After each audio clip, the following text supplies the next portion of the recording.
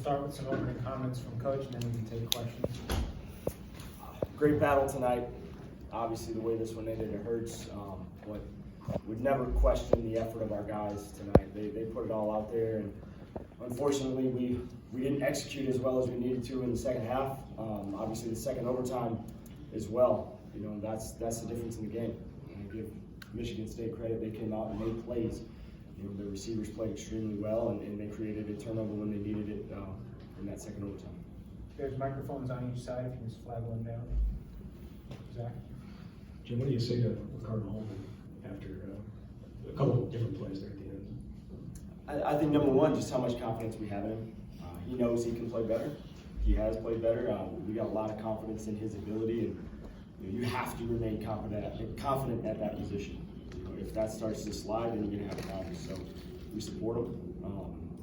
He's played some great football for us. He's going to grow through this one for sure. Jim, you mentioned not questioning the effort, the execution at certain times on both offense and defense, and we're close to the standard that you expect of this team. Not what you need to win, especially close games, right? You can get away with that at times, but the closer the game, those little things change everything. And we started out the second half kind of on our heels, got behind the sticks multiple drives, and then defensively, too many coverage busts to create big plays for the offense, and just continue to move the ball or flip field position at times. We have to play better in the second half to close out close games, there's no question. Jim, obviously every week is a new experience for you in this role, but how do you kind of anticipate handling a game like this with the team in your role as the head coach now? What do you say to them, and how do you get them to bounce back in a season that, you know, kind of hasn't gone the way that this team had hoped? Number one's always the emotions. You know, how do you get guys to put the emotions aside to learn the lessons, right? You have one opportunity to respond, right? And that's within a game, right? During the game, while the clock's running, you can respond, and then once the game's over, day after, you have to learn. Or you have to learn the lessons on what it takes to win in big moments, what it takes to win in clutch situations, and that's what we have to do, right? We got to handle the emotions right now. We did not respond well enough within that game, right? And now we have to learn the lessons in order to ensure that that doesn't happen again this season. Jim, if I remember correctly, it was tied, and you guys were going to go for it on fourth down, then there was a penalty and you punted.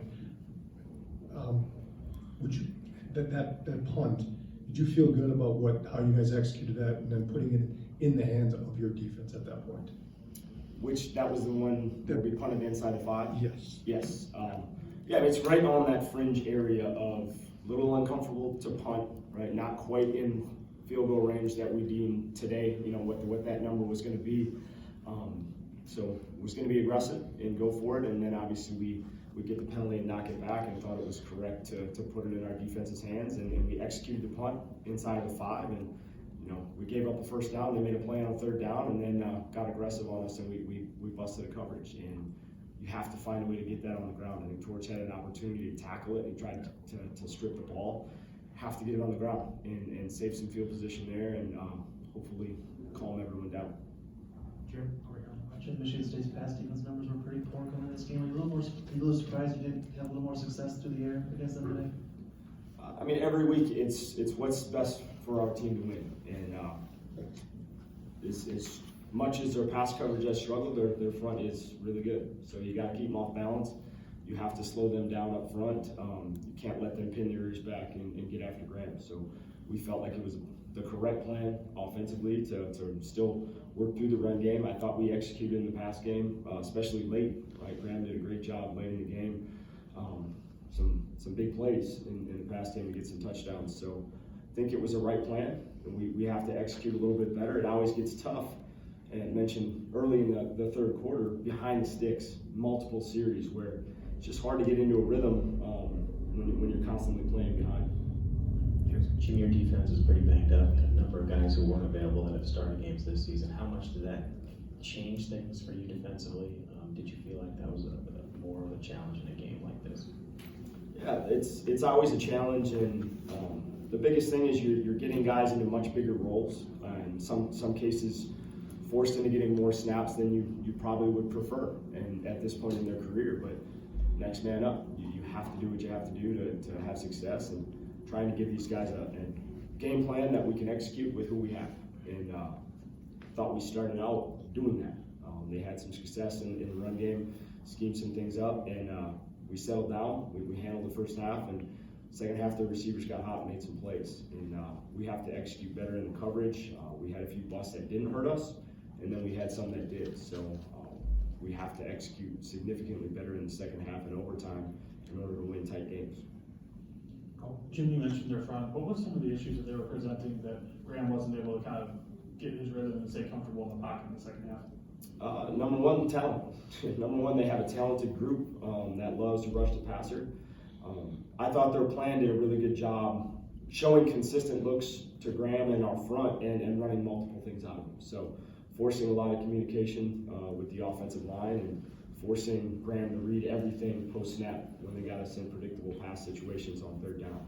Anytime you can do that, you're gonna cause some hesitation, and you're gonna force the quarterback to read things with the ball in his hand, which he handled for the most of the day. But that definitely presents challenges for both the O-line and the quarterback. Jim, there's a number of guys throughout the lineup that are playing a significant role for the first time in their careers. Do you feel like that played a role in terms of responding to adversity? And is that just part of the learning process for them? You wish you had experience all across the board, but that's not the reality of college football all the time, especially when injuries hit. So guys have to step up. I thought the preparation was great. You know, we had a lot of confidence in guys going into the game, and you know, we always critique hard on our players and how we critique them and how they can get better. And we have to learn when moments get big, right? That's when the execution has to be our best, and obviously that wasn't the case.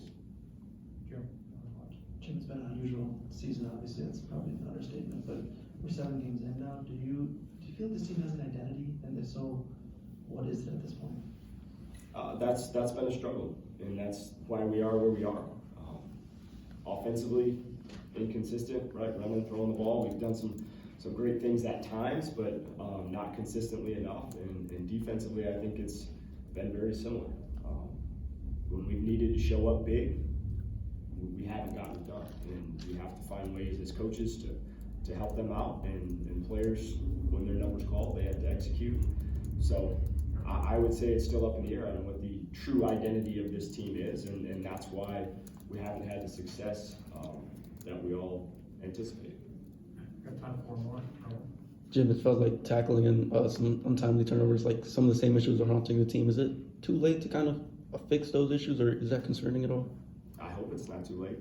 I mean, if it's too late, we're in trouble, right? Because we got a lot of football left. So, I mean, we'll emphasize it, right? There's no question. Turnovers, offensively and defensively, we didn't create any. I don't think, right? I don't think we created a turnover on defense, and huge difference in the game when you're losing the turnover battle. And tackling is always a premium.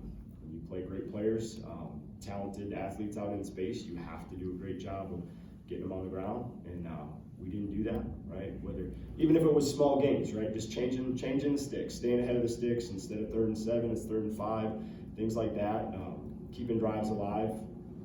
Always have to tackle well out in space, and we didn't get that done, and we didn't force a turnover, which is going to make things very difficult. Thanks, Coach.